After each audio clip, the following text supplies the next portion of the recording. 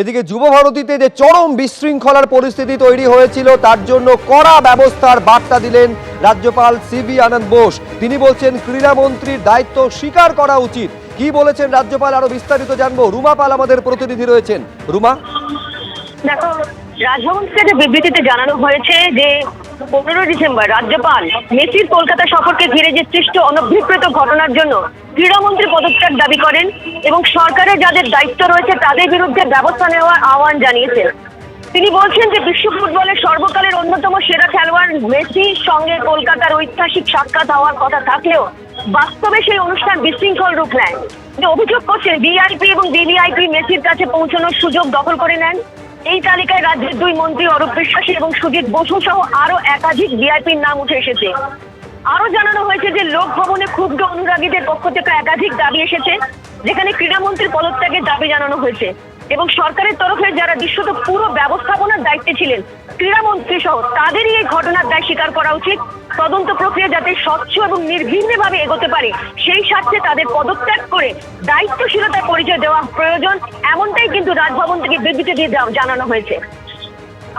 ধন্যবাদ রুমা।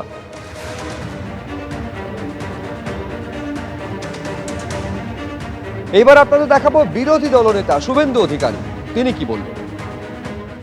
অবসরপ্রাপ্ত বিচারপতি অসীম রায়ের নেতৃত্বে মমতা ব্যানার্জি যে কমিটি করেছিলেন সেই কমিটির একটি রিপোর্ট আমরা বিশ্বস্ত সূত্রে জানতে পারি।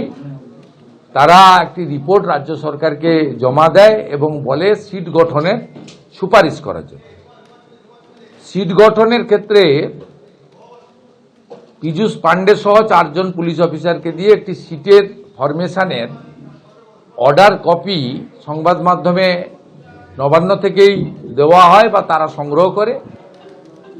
সেক্ষেত্রেও আমরা আমাদের বক্তব্য খুব স্পষ্টভাবে বলি যে পুলিশ নিয়ন্ত্রণ করতে ব্যর্থ হয়েছে, সেই পশ্চিমবঙ্গ পুলিশের প্রতি কারো আস্থা নেই। কারণ শতদ্রুর সঙ্গে যদি মনোজ বার্মার ছবি প্রকাশ পায়, শতদ্রুর সঙ্গে যদি মুখ্যমন্ত্রীর ছবি প্রকাশ পায়, তার মাথায় যদি এত বড় বড় প্রভাবশালীদের আশীর্বাদ এবং হাত থাকে, সেক্ষেত্রে এই রাজ্য সরকারের মনোনীত 4 জন আইপিএস এর নেতৃত্বে যে সিট, তারা কখনোই নিরপেক্ষ তদন্ত করতে পারেন না। একদিকে যখন যুব ভারতী কাণ্ডে তদন্তে নিরপেক্ষতার স্বার্থে ক্রীড়ামন্ত্রীর পদ থেকে ইস্তফা দিয়েছেন অরূপ বিশ্বাস, অন্যদিকে একগুচ্ছ কড়া প্রশাসনিক পদক্ষেপ নেওয়া হয়েছে।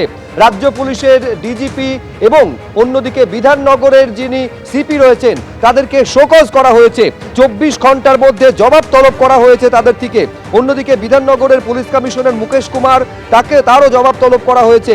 তদন্ত কমিটির রিপোর্ট অনুযায়ী রাজীব কুমারকে সরকার শোকজ করেছে। পাশাপাশি বিধাননগরের যিনি ডিসি রয়েছেন অনিশ সরকার, তার বিরুদ্ধেও ডিপার্টমেন্টাল এনকোয়ারির নির্দেশ দেওয়া হয়েছে। বিভাগীয় তদন্ত চলবে এবং ততদিন পর্যন্ত যতদিন না তদন্ত শেষ হচ্ছে তিনি সাসপেন্ডেড থাকবেন। ক্রীড়া দপ্তরের প্রধান সচিব রাজেশ কুমার সিনহা, তাকেও শোকজ করা হয়েছে। যুব ভারতী ক্রীড়াঙ্গনের দায়িত্ব থেকে সরানো হয়েছে অবসরপ্রাপ্ত আমলা দেবকুমার নন্দনকে।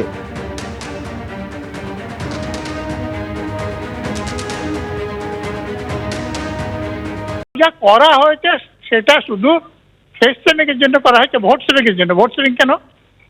এই যে লোকগুলো মাঠে এই অরূপ বিশ্বাস বা শুভশ্রী গাঙ্গুলি বা এই পুলিশের লোকদের বিরুদ্ধে এত বিষোদ্গার করছে যে এদের জন্যই তারা মেসিকে একবার দেখতেও পাবার সুযোগ থেকে বঞ্চিত হলেন।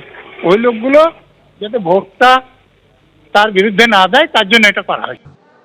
এই মুহূর্তে খবর পাচ্ছি সিইও দপ্তরের সামনে ফের বিক্ষোভ দেখাচ্ছেন তৃণমূলপন্থী বিএলওরা। আজকে খসড়া ভোটার তালিকা প্রকাশ হয়েছে আর আজকে ফের বিক্ষোভ দেখাচ্ছেন তৃণমূলপন্থী বিএলওরা সিইও দপ্তরের সামনে।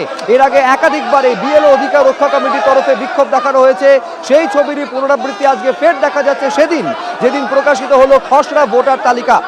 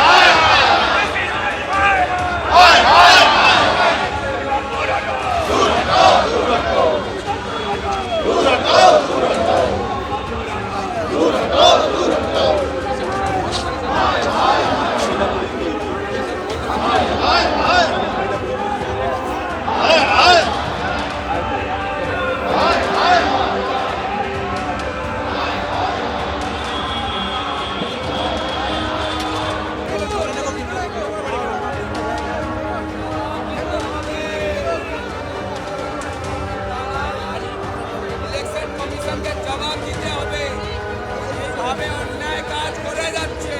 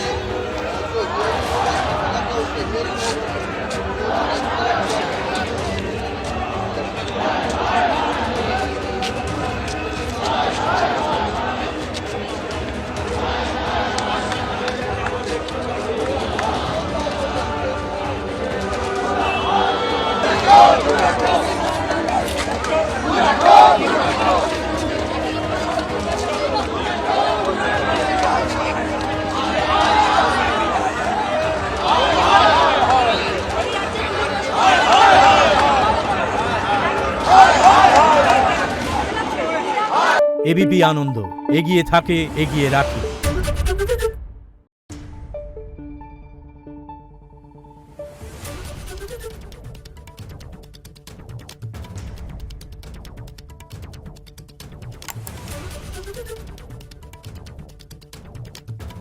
Thank you.